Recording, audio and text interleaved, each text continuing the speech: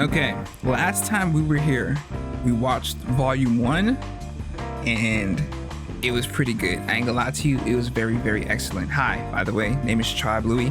Hope your day's been well and you're feeling well. The Darkest Lost Media, a Nexpo upload. You know what I'm saying? Recently found Nexpo. I love his channel. Talk to me.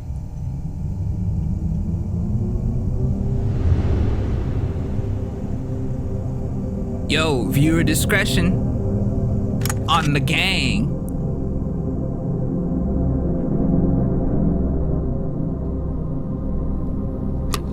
Nexpo presents The Darkest Lost Media, Volume 2.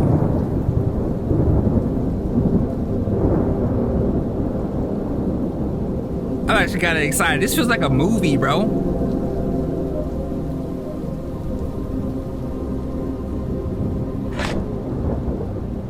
Talk to me.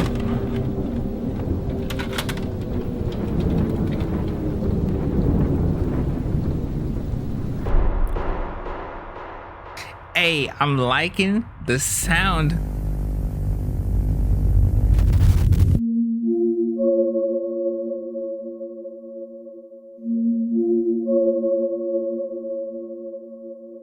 Oh, the way those lined up was very pleasing.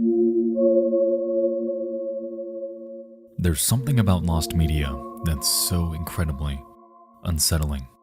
The idea of a piece of recorded history being effectively lost to time, cementing even the most mundane footage, TV shows, and even video games into the realm of mystery. It seems that each and every day, new relics of decades past are being remembered, spreading like wildfire to all the others who also vaguely remember it too. A year ago, I brought you through 5 of the darkest pieces of lost media that I could find. And it was a banger. However, it was but a drop in the ocean of what's actually out there. There are hundreds, thousands of disturbing pieces of forgotten media, all with their own stories, their own significance, and their own intricate details that cement them as some of the darkest in existence. Hey, I know that show. Tonight, Wheel of Fortune. you and I are diving back in. This is The Darkest Lost.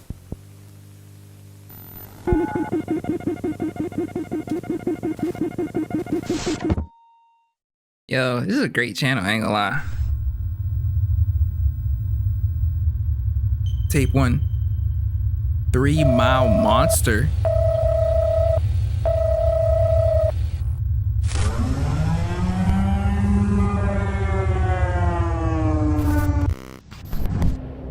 What?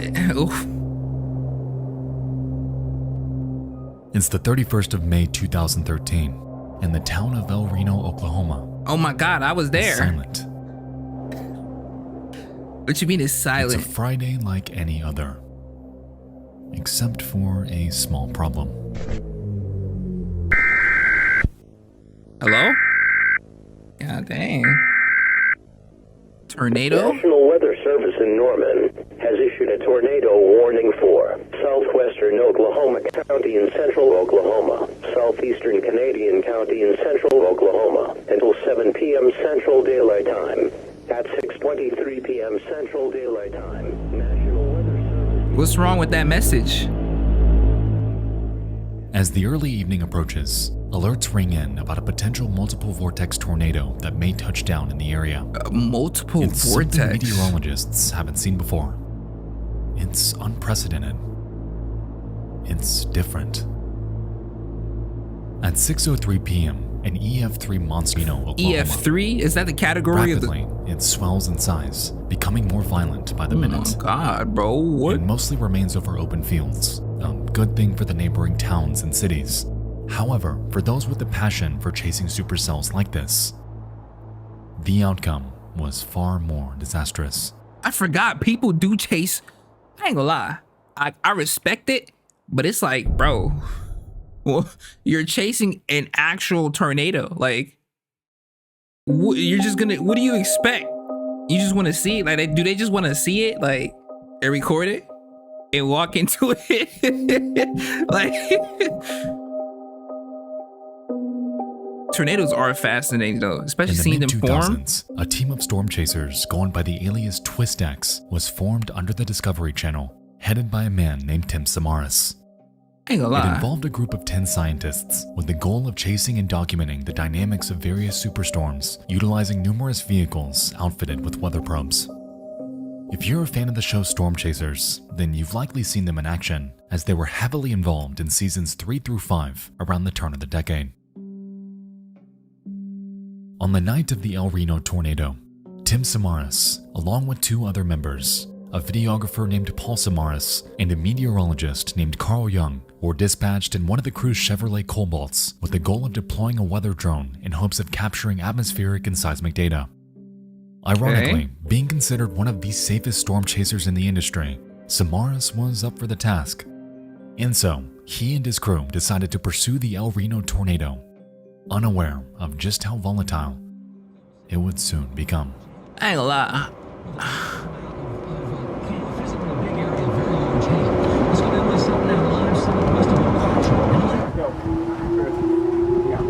Wow. Can you see that on the camera? Yeah.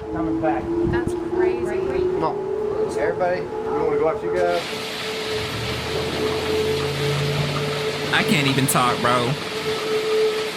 If I'm being honest, I understand wanting to be in the middle of like a storm, bro. I don't know why. Yeah, it is.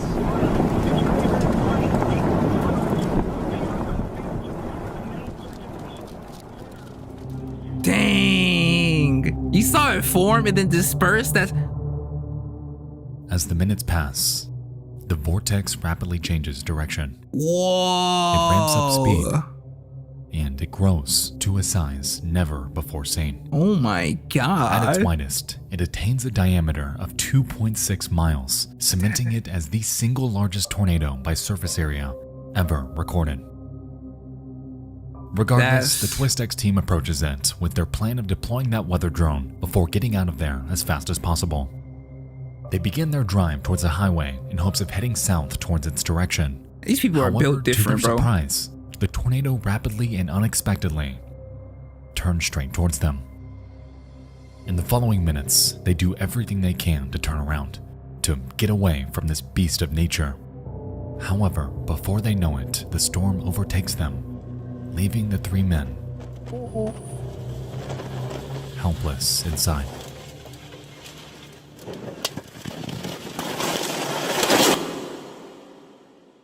Ooh.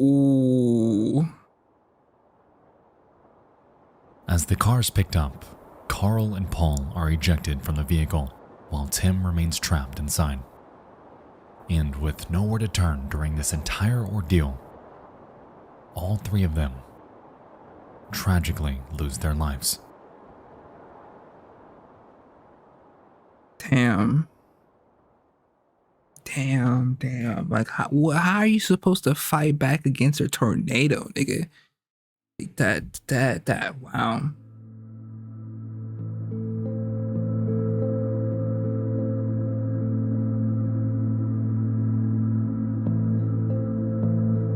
The, like, only encounter I've had with, like, storms is with hurricanes in Miami, bro. I've surfed in 2 days later, and half a Hurricane mile Katrina. away, the bodies of Paul and Carl are found, and not far from them, their vehicle with Tim still inside. Oh my God, nigga, that After shit a looks... search, authorities find their belongings spread throughout a nearby creek bed, one of which being a camera belonging to Carl. Remarkably, it was still in working condition, and recorded onto it were the final moments of everyone in that vehicle. Oh. To this day, only a very select handful of people have been given access to this video, one of which being the crew's close friend named Gabe Garfield.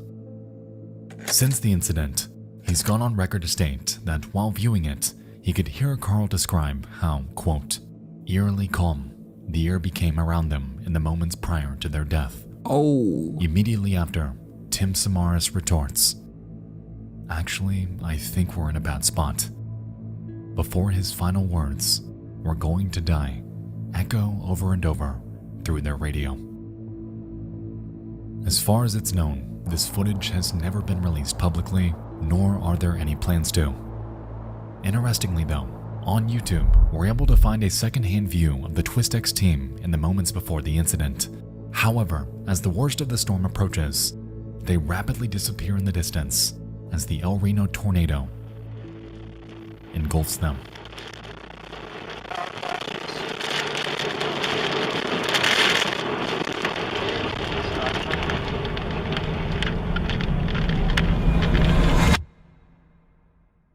Bro, that's like the scariest way to go.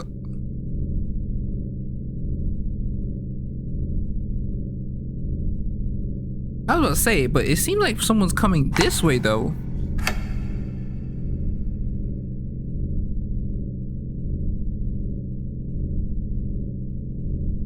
Okay.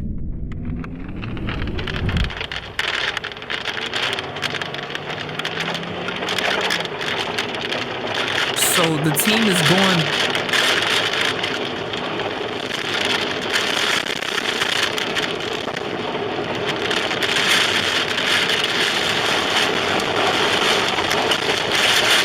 Hey, what the?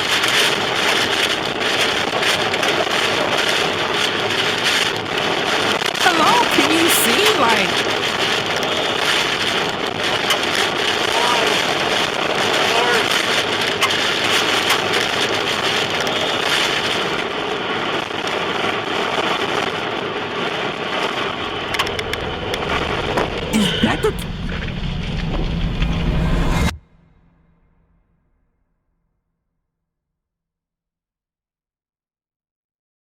What is that? What is that?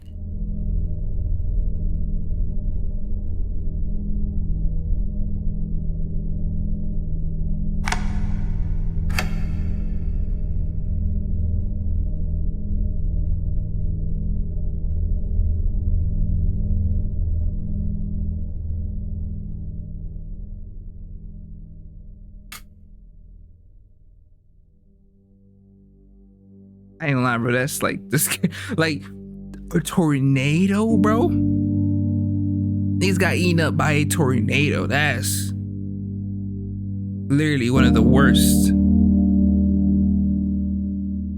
To this day, this snippet is the last remaining public footage of their team and carries a haunting legacy of just how dangerous the profession of storm chasing can really be. I'm telling y'all, bro. The demise of the TwistX team was caused by a phenomenon entirely unexpected. What began as just another day chasing just another storm had devolved into one of the most nightmarish scenarios one could ever find themselves in. And whether or not this footage ever sees the light of day, it's irrefutably tragic that multiple families were broken apart that night by this unstoppable behemoth of nature. Dang. Those people are built differently, bro. Man. That's so messed up. That's crazy, bro. My dog said it felt eerily calm, literally in the eye of the storm. And then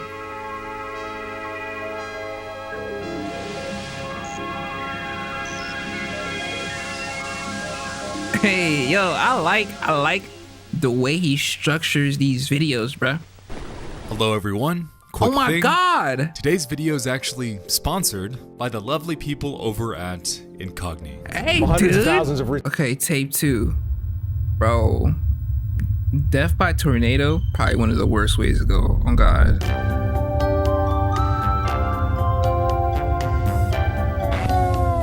US says China is what? Silenced? What that thing say?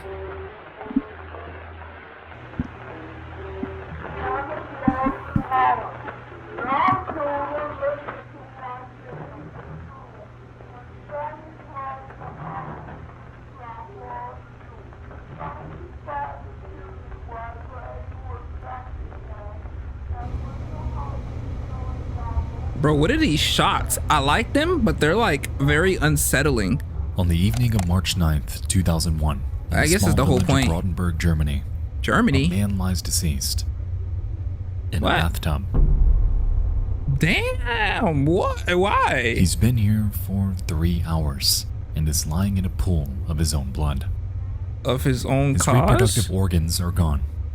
His Okay. throat is wide open. Not of his own Needless cause. to say, this scene is absolutely revolting.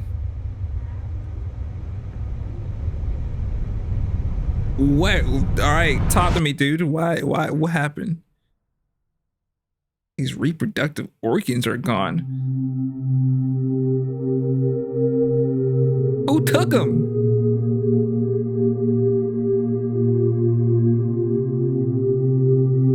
Does that say necro babies?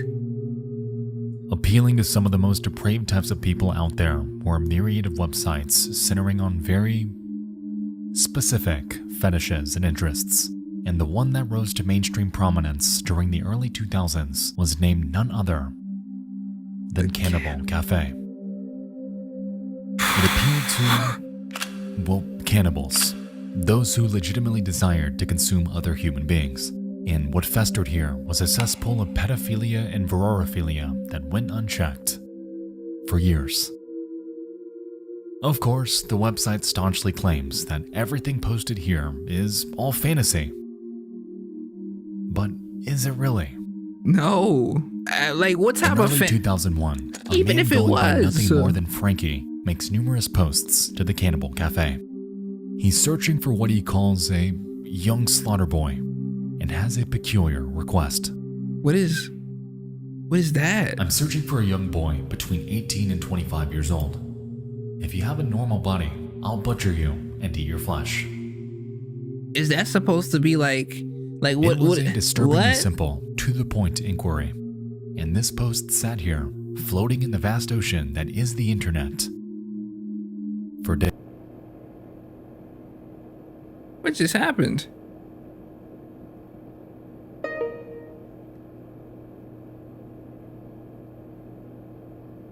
As Frankie's post garnered slivers of attention, willing volunteers trickled in. When it really came down to it, though, all of them ended up backing out. But there was one that didn't. Who the hell are you? A computer engineer named Bernd Brandis expresses to Frankie that he has a very specific fetish. Burned? It isn't for consuming others, but for the exact opposite. He wants to be consumed, and he wants Frankie to be the one to do it to him. Over the next few days, the two exchange contact information by email, and it's here where Brandis learns that the name Frankie is nothing but an alias.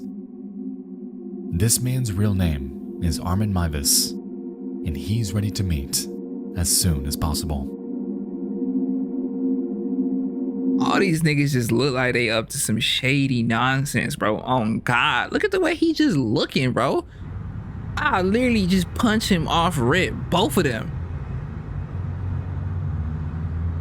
And what It's type the of night fan March like 9th, and Brandis is on his way to Armin's home.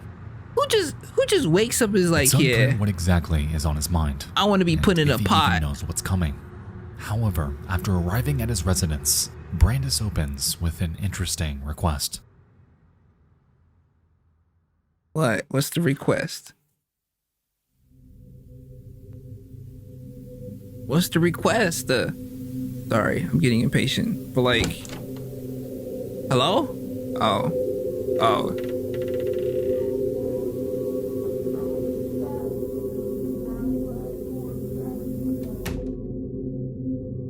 The door opened up to an...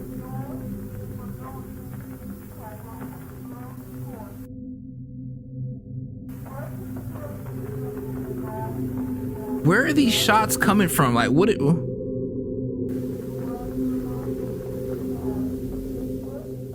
I He wants looking to at right have now? his reproductive appendage bit off and eaten.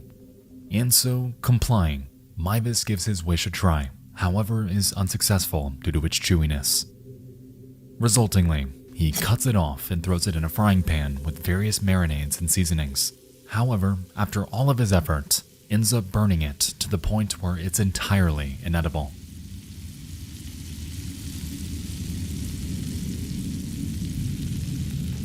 What? Like, Growing weak and losing blood, Mivas escorts him to his bathroom, and over the next few minutes, places him inside the tub, feeds him a cocktail of painkillers and alcohol, slits his throat, and kisses him on the forehead as the life of Bernd Brandis fades before his eyes. 3 hours, Brandis sits here as Mybus reads a Star Trek novel to pass the time. And bafflingly, during this entire fiasco, not a single thing was done without anyone's consent.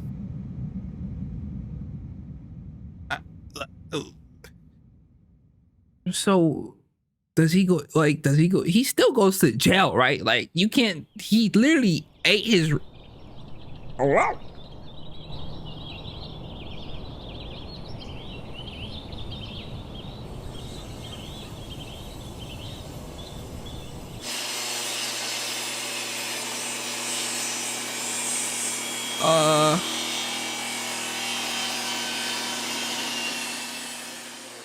Over the next few days, Armin Mybus dismembers Bernd Brandis, storing his remains in his deep freezer with nothing more than some frozen pizzas and a dead rat. Meanwhile, every single thing he's doing and has done to him is being filmed by a camera he's had on hand the entire time. I knew it's all of it is documented and all of it immortalized onto one single VHS tape. Over the next 10 months, Armin consumes over 44 pounds of Bernd Brandis' flesh, taking out and cooking his body parts whenever he desired them. With this, he takes to the Cannibal Cafe to boast in explicit detail about his actions. However, it's here where Armin finally finds himself on the receiving end of trouble. In what?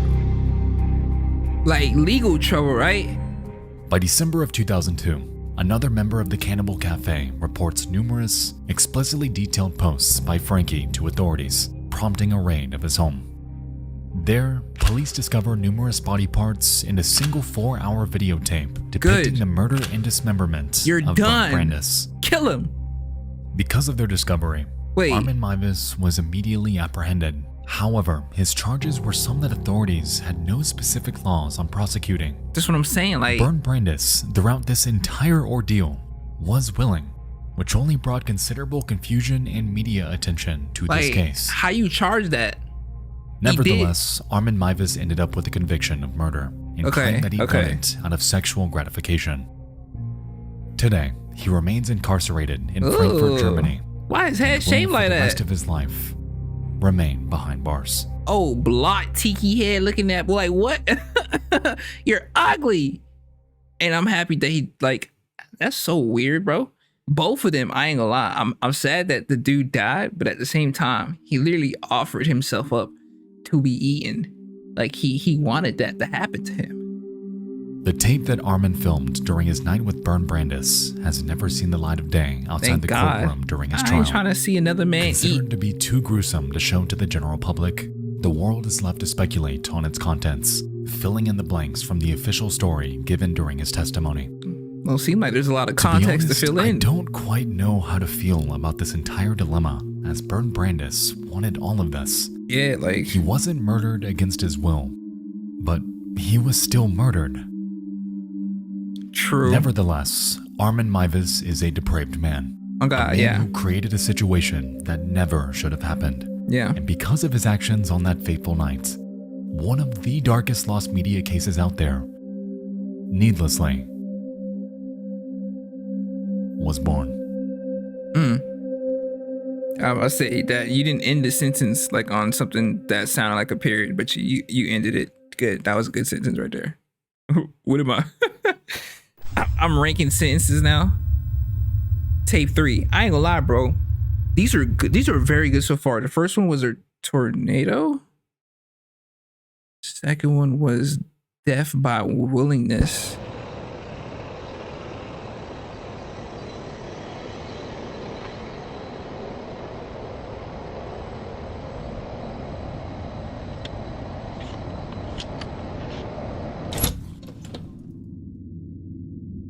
Settle.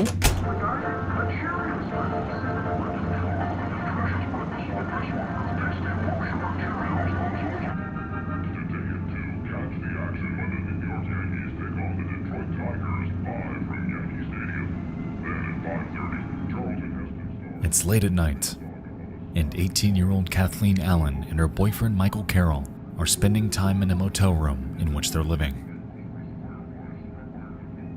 On this day, nothing is awry, and to some could even be considered painstakingly ordinary.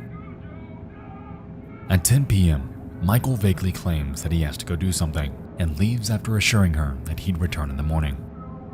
And so, Kathleen goes to bed, and her night comes to an end. Wait, like Kathleen wasn't gonna question where her mans was going? Talking about he's gonna come in the morning. Where?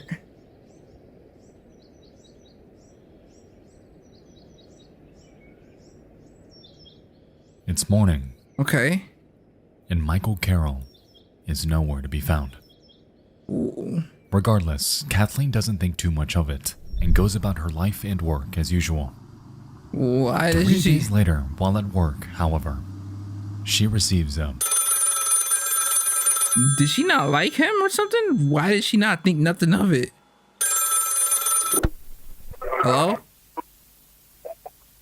Hello? Michael, is that you? It's a man, and he knows where Michael's located. Oh.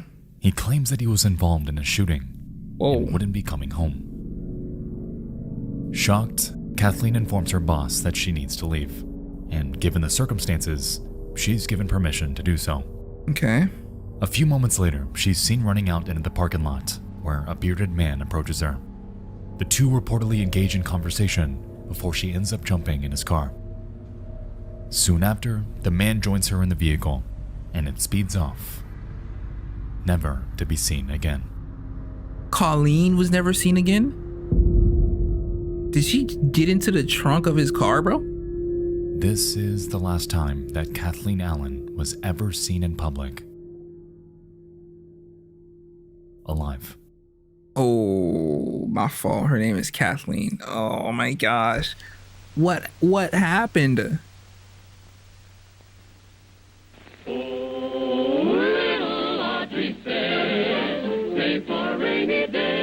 Did that just say State Farm? What? What is...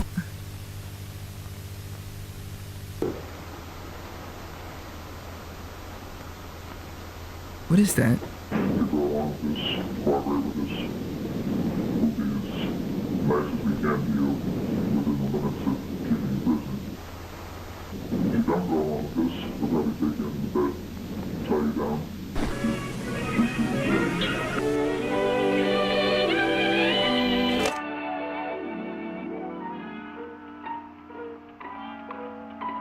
What do they want, bro?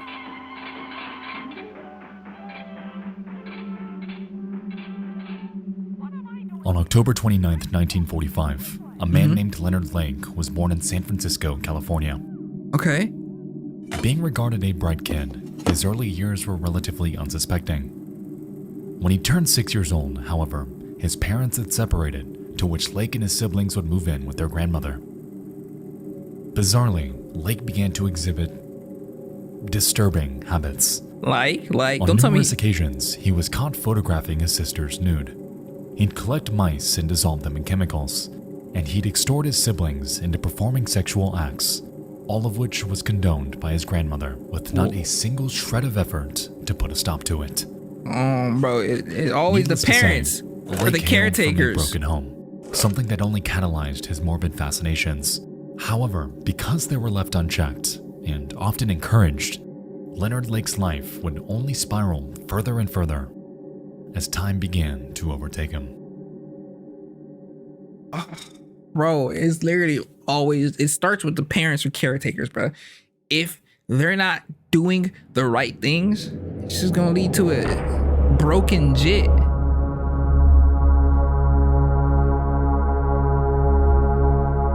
Nuclear explosions explain. Okay, I'm locked. I like this. Big boom. Stay at home. How that gonna help with the nuclear explosion? Is my house protected? No. By the turn of the 80s and throughout adulthood, Leonard Lake became heavily invested in survivalism, a movement focused on preparing for severe emergencies. Okay. Notably, Lake had an undying fear of a nuclear holocaust, and on numerous occasions attempted to build safety bunkers at his residences, to varying success. Okay. In 1981, he put out an advertisement for a survivalist partner in a war game magazine in hopes of meeting someone to live with him for... honestly, God knows why. Like what? The reason this is important is because this single page, this one advertisement, had led Lake to meet one of the most vile people in existence, exacerbating Lake's pre-existing morbid fantasies and leading to his status as one of the most disgusting and disturbing monsters ever to exist. I need context and you to explain The what you man's mean, name bro. was Charles Ng, a native of Hong Kong and a convict who was in and out of prison. Almost immediately, the pair hit it off, collaborating in numerous crimes like firearm theft that eventually led to their arrest and a brief stint in prison. Are you serious? Like,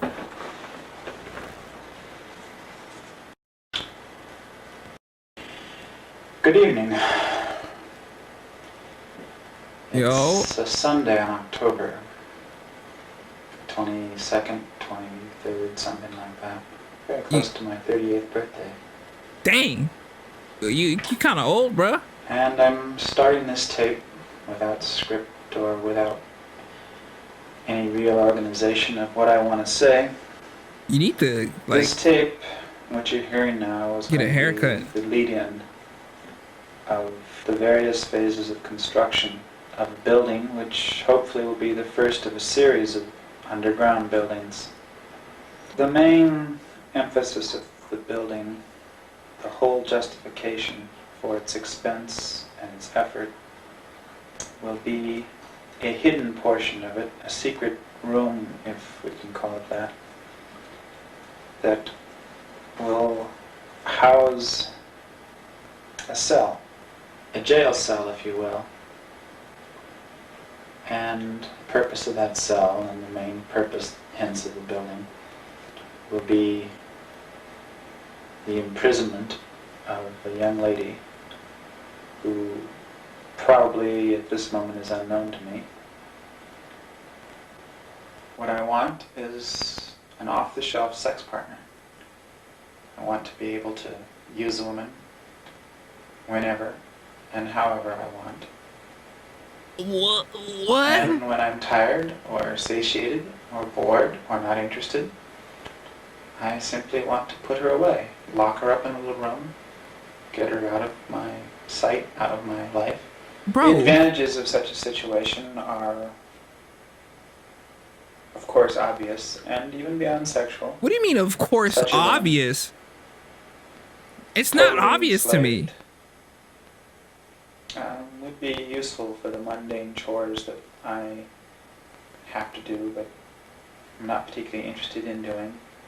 Clean house, washing dishes, etc. This nigga's a loser. He's an actual loser. Slave. Like, There's no way around it. Primarily a sexual slave, but nonetheless a physical slave as well. he is literally a disgusting. February 15th. Hi, I'm What? Kyle Kraska. It's being called the creepiest crime scene in America. A remote cabin where cops say some of the most gruesome serial killings in California history took place. Well, now Ed Miller's giving you an exclusive and very disturbing look inside this house of horrors. First, they were kidnapped, then robbed, raped, and killed. 12 innocent victims. 3 women, 7 men, 2 babies. They said they were all killed. Bro, this show does not give a The damn real about reason none for of his bunker That's- wasn't solely for survivalism. That was merely a piece of it. You see, Lake and Ng had this morbid obsession with capturing. Lake claimed that he needed them to serve him after the impending nuclear holocaust, and frequently went on record to demean the existence of women entirely. And so, for years, Lake and Ng would capture, torture, inside this bunker, all the while documenting it on his myriad of VHS cameras installed inside each room. The woman we saw at the beginning of this segment wasn't just someone random, because it was Kathleen Allen. The woman who left her job because of the news of her Oh boyfriend's death. my god. The woman who entered the car of a stranger and was never seen again. That was The Kathleen? woman who fell right into the grasp of Leonard Lake. While the pair's main target were women, they wouldn't hold back on abducting their relatives. Often, the pair would coerce men into coming out to their bunker in hopes of work before they'd rob them, strangle them, and steal their identities. Thereafter, they'd manipulate their families into coming to their property, much like they did with Kathleen, which they'd lock them up in Lake's dungeon and leave them with an ultimatum. They can either serve Lake and Ing unapologetically, obeying their every command without hesitance, or they could be killed. No matter which option they chose, though, the outcome was all the same. Death Their is... lives would be brutally torn from them, with not a single soul around to help.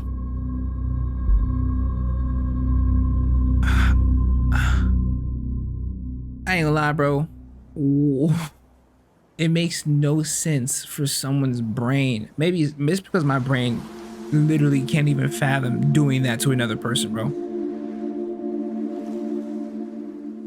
In June of 1985, police were called to a hardware store after Charles Ing was caught trying to shoplift a device.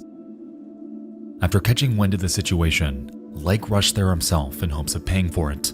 However, when police asked for an ID, he handed over one that looked nothing like him. It was the license for Robin Stapley, a man who turned up missing just a few weeks prior. Oh, you're done. Following this, both Ing and Lake were arrested. However, just 4 days later, and while in custody, Leonard Lake would swallow cyanide pills, effectively ending his own life. What?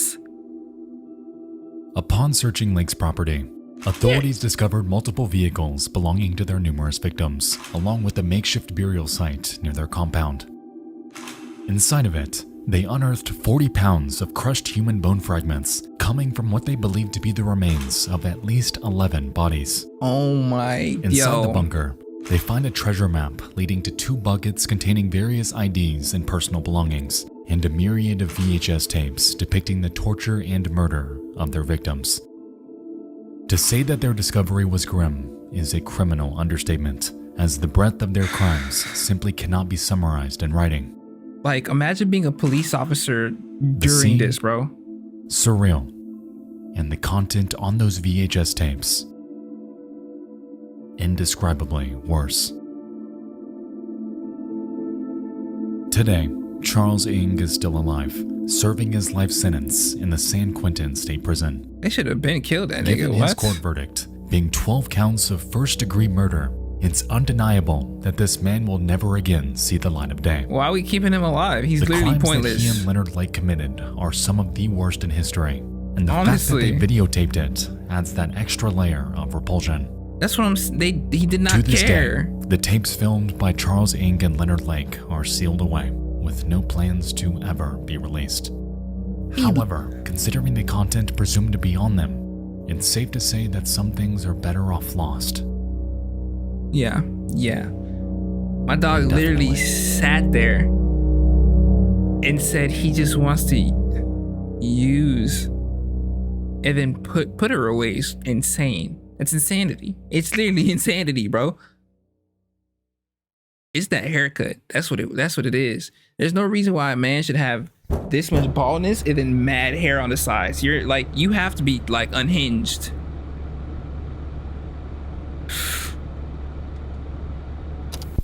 I'm at the crib. Where you at? Around 1995, I was about 15. I was 32. I used to stay up late in my room listening to the radio on a boombox with an integrated tape recorder. One night I came across this. I don't think this was the beginning of the broadcast, but I caught a lot of it. Right at the end, an announcer says that the station I was tuned to was WKCR 89.9. What the hell is that? There were a bunch of names and dates in there, but I've never run into anything else like this. Yo, who was talking?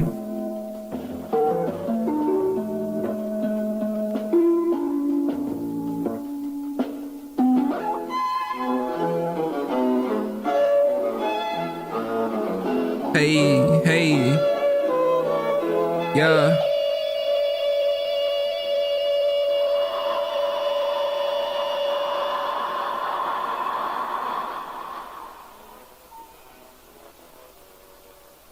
Is that somebody breathing?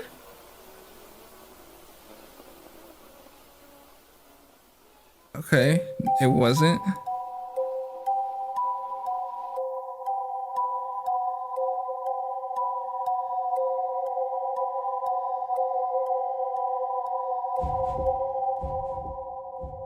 The creepypasta.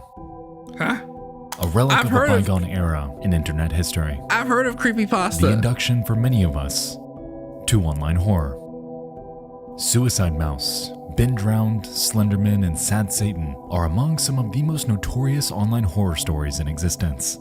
However, to this day, one refuses to die. Oh my god, it's me! It's called Jeff the Killer, and by this point, he needs no introduction. The story today hasn't exactly aged very well. And to be honest, it kind of sounds like a Joker fanfiction, and it isn't very scary. But that's okay, because it wasn't exactly written for our time. I've never heard of Jeff the Killer, bruh.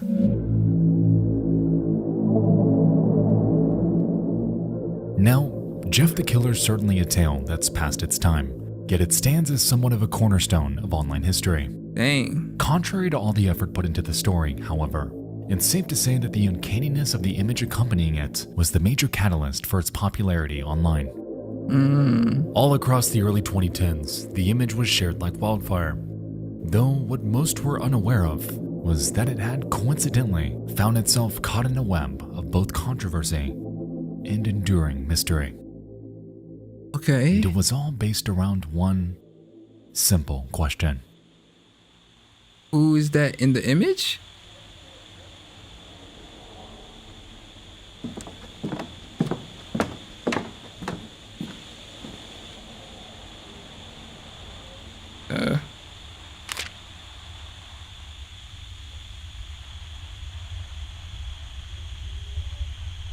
It's a very good question. It's a very good question. Who created Jeff the Killer? Okay. Yo. Are creepypastas still like popular? Hey. Hit it. And my dog said, "Where are you?" Huh? The story as we know it was written by an author on the creepypasta wiki named GameFuel 2000, in which its earliest known date of publication is November 21st of 2011. Curiously though, an online user going by the persona Sessoir had come forth shortly after its online explosion, claiming that, in reality, they are Jeff's creator. It's Okay. a bold claim, yet this should be relatively easy to prove. On October 3rd, 2008, a video was shared to a YouTube channel called Killer Jeff, an alias that Sessoir claims ownership of. The video is more or less a slideshow and drops bits of Jeff the Killer lore over pictures of various characters from his story.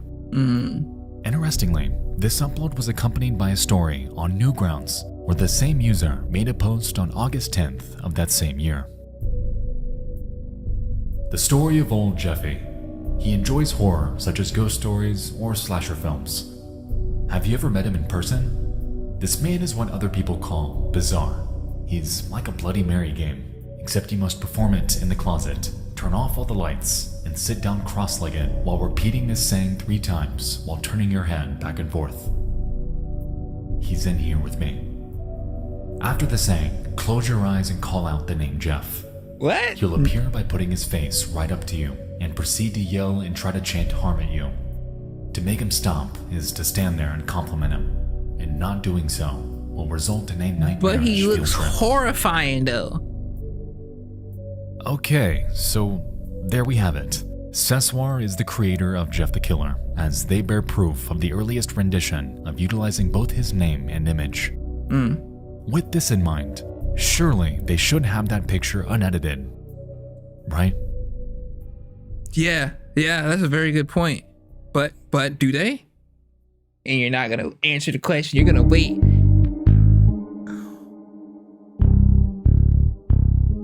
What is this? In December of 2015, fellow creator Scare Theater got in contact with Sessoir. He asked them a plethora of questions, like, what inspired you? Why do you call him Jeff? And did you ever expect him to become so well known? All granting thought-provoking insight into the creator of this online behemoth. Interestingly though, in one of them, Scare Theater presses Sessoir about the origins of the Jeff image, to which they respond, stating, the picture was made using a white latex mask and some big plastic eyes, with red rubber substance that simulated blinking. There was also a black ring around the eyes that were on, covering the exposed red eyelid. After it was made, 2 or 3 photos were taken and posted, and the rest is history. I mean, it makes sense. Well, just like that, mystery solved. Like Sessoir crafted something that scared millions online, and did it with none other than a latex mask and some fake eyes. Knowing you though, bruh, that's not it. So good on them. Or, oh, I guess that is you. All right, hey, you know what I'm saying? Craftiness.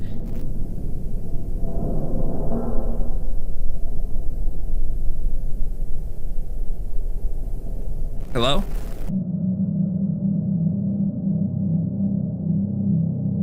Oh, is this the end? Oh. Shortly after Sessoir's interview, a video was found on a YouTube channel called Dark Knight. It was uploaded on the 2nd of August 2007 and is titled NNN Special Broadcast. Purportedly, it's based upon a Japanese urban legend surrounding a scrolling list of names at around 3 in the morning, when no one should be watching. The list is said to be accompanied by horrific imagery and bizarre sounds, before, at the very end, it states that these names are tomorrow's sacrifice. It's definitely some Local 58 stuff if I've ever seen it, but that notion isn't the reason we're here tonight. Local 58 be sacrificing people? At the people? very end of this video, Dark Knight sneaks in a small surprise, turning everything we thought we knew about Jeff the Killer on its head. Okay, what's...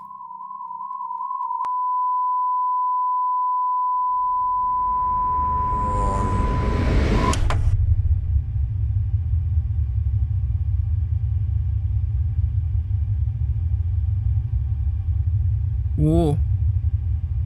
2007? Oh. It was here when it was realized that Sessoir was a fraud. Huh? He lied. He lied. Everyone was taking his word at face value. You liar. Not only that, Jeff the Killer's image likely didn't even originate from our side of the world, as evidence from an unsuspecting website began to surface in the coming months. I ain't gonna lie, the dude is ugly, bro. If his origin story is true though, you know what I'm saying? It's not his fault. But Jesus. Where did this image come from? And what did the original version even look like? That's what I'm saying. If Jeff the Killer were hidden within this video, unknown to the entire world, just sitting here since 2007, waiting to be found, there was bound to be more about him out there. Facts. By 2018, investigators made their way to a now defunct Japanese message board named pia.cc. Pia? It's your run-of-the-mill website containing blog posts and online discussion. However, way back in 2005, hidden away inside an otherwise innocuous and highly obscure post, again, was him. This photo was uploaded on the 15th of November by a user named Omega Bolt. However, to this day, contact with them has been absolutely non-existent. 2005? They have seemingly fallen off the face of the earth, effectively becoming just as obscure as Jeff's origin itself. Bro. Aside from that though, this discovery was far from a dead end, as once this photo was run through an EXIF data analyzer, it was found that its file name is Pretty Face. Interesting, considering that just a few weeks later, What? They found him again. What the what? For the very first time, an alternate, less modified version of Jeff the Killer was uncovered, named White Powder 2. It was uploaded by a user named Mr. Mulholland, and in their version, were able to make up minute details that were otherwise shrouded by Photoshop. The mouth is no longer distorted. The facial accents, gone, and the previously foreboding eyes are replaced by an alternative. Contrary to Omega Bolt, though, Mr. Mulholland was actually tracked down and contacted via Twitter. There, they claimed that they saw the image before it was edited and believed that it, to their memory, came from an online video of an Asian woman inside her home. Purportedly, her face was extremely pale, and lightly edited screen caps of her were passed around Japanese message boards as surprise images in the mid-2000s. What? They further state that they don't have the original image, believes that it no longer exists on the internet, and speculates that it may come from a TV show named Honto ni Ata Noroi no Video. Since this revelation, every episode made from 1999 to 2005 have been thoroughly searched, yet a match has never been found. So it could not even be from... But there is one more, to this day, regarded as the oldest sighting of Jeff the Killer. Yo, Nexpo sound fed up, bro. I understand he's not getting the answers that he wants. On the homepage of a website named fileman.n1e.jp, resting innocuously among images of puppies and waifus, was version 1, captured on July 24th of 2005. The only clues that accompany this are the caption, "Fear of a Summer Night," and once clicked, a descriptor claims this photo is, quote, a celebrity before plastic surgery. What?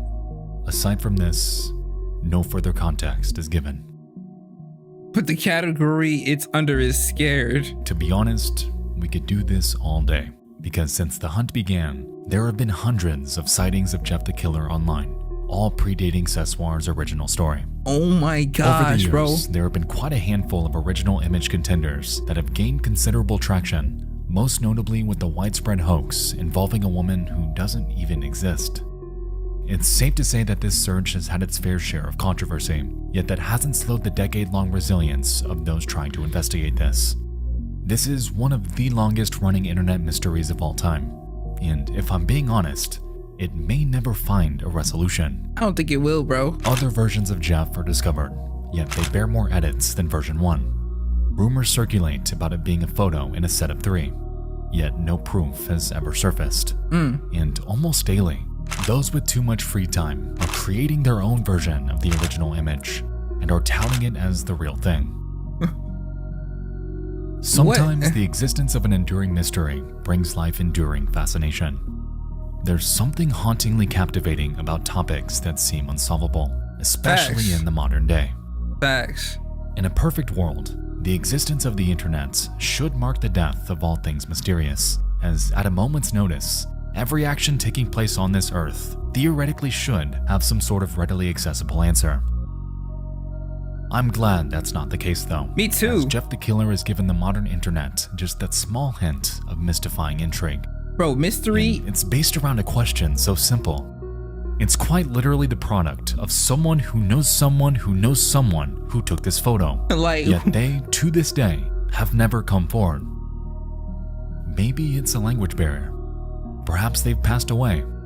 Maybe they live under a rock and have absolutely no idea that the simple picture they took on a random day pre-2005 is now subject to one of the largest internet hunts in recent history.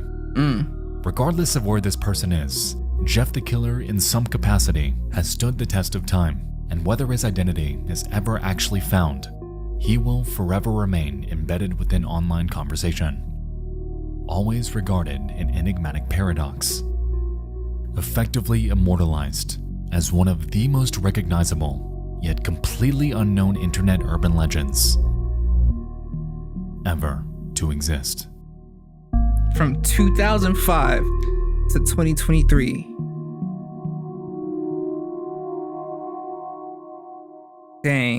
Dang. That's crazy, bro. So that dude, Sessoir, literally was capping, talking about some tape 5. Talking about some, he made it. I know he was sick when... And NBC? The woman in the field.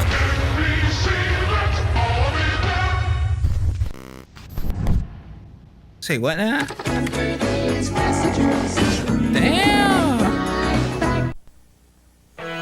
You know Microsoft, why not use your connections? The people who made your PC fast and reliable with Windows now do the same for your internet connections. See, okay. Alright, we did this last time, and we're gonna do it again here. Before we begin this next segment, I'd like to state that this next entry may be nothing at all. I could be reading way too much into it, but the following topic is something that's personally haunted me for years, even though it's relatively simple conceptually. With that being said, this section does involve heavily disturbing imagery, so if that type of thing bothers you, viewer discretion is strongly advised. You heard him. Let us begin. Let us begin indeed. The internet.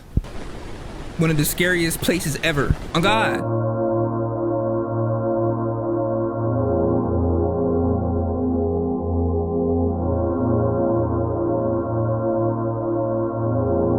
Mahog homes. A frontier that found mainstream popularity at the turn of the millennium. Campaign against a seemingly frames. endless repository of history, culture, and conversation.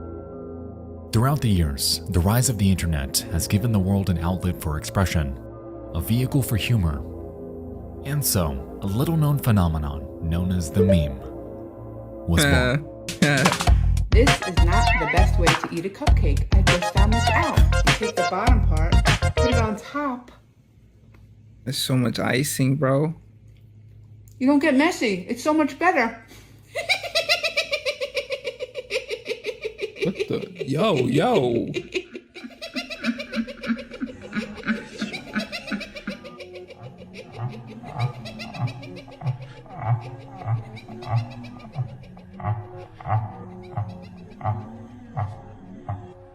Patrick? What am I looking at, bro? I'm gonna dive into their cultural significance. What the hell just happened? I'm gonna dive into their cultural significance. I'm not doing that, I'm y'all. pretty sure you're all aware of what they are. The reason I bring them up tonight, however, is because there's one out there that has stood out to me ever since I first heard about it on Reddit 2.5 years ago. Now, before we continue, I want you to know that I've gone back and forth on covering this topic for years now. I've scripted this out, then scrapped it, then threw it in an iceberg I wrote, then trashed it. I don't quite know where or how this fits on my channel, if you catch my drift. Go ahead, bro, spit it out. But it is creepy. You're creepy.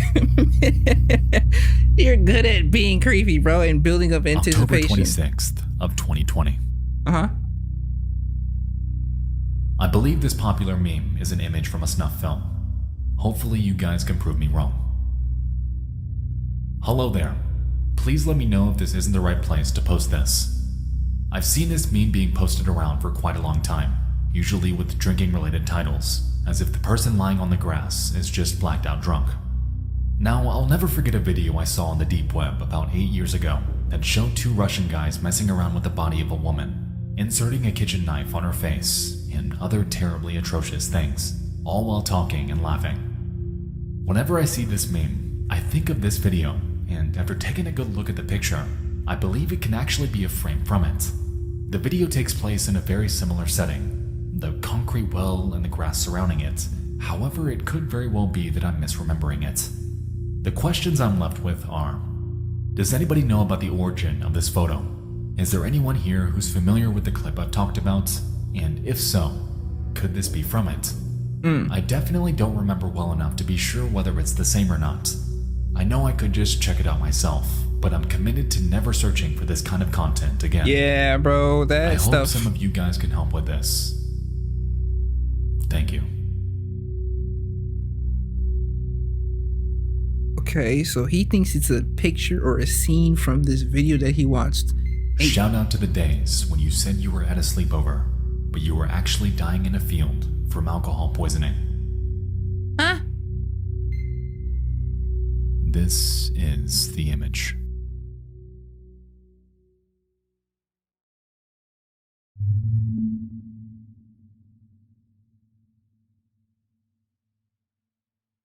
ain't gonna lie, shorty look dead as hell, bruh.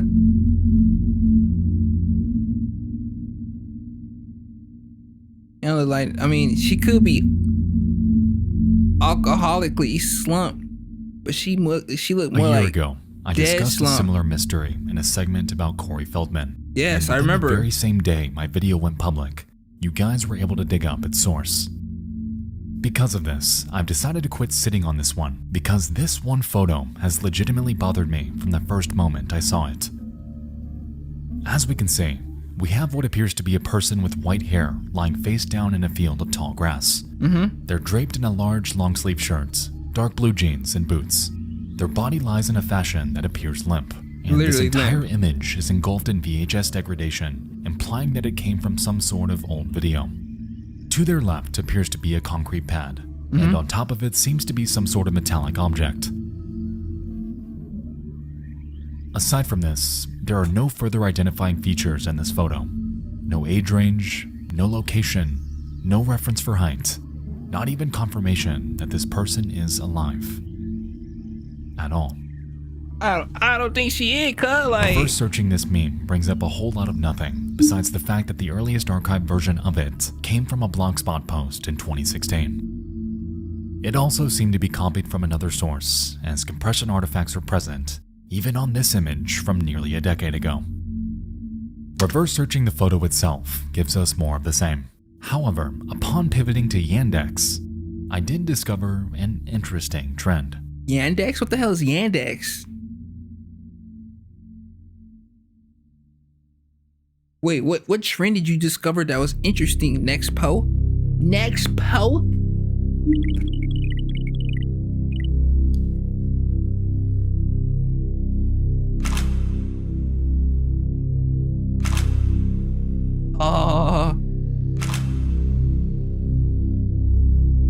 Curiously, there's a myriad of images of people lying in a field, appearing limp, much like the photo we're investigating. Though they're all labeled with captions that appear mostly innocent. Yeah. Russian youth having fun. This guy's tired of the sun. Hero risks his life to save a dog. What have you. But where things really get funky is when we look at this one, in which we can see a body lying in a very similar manner as ours.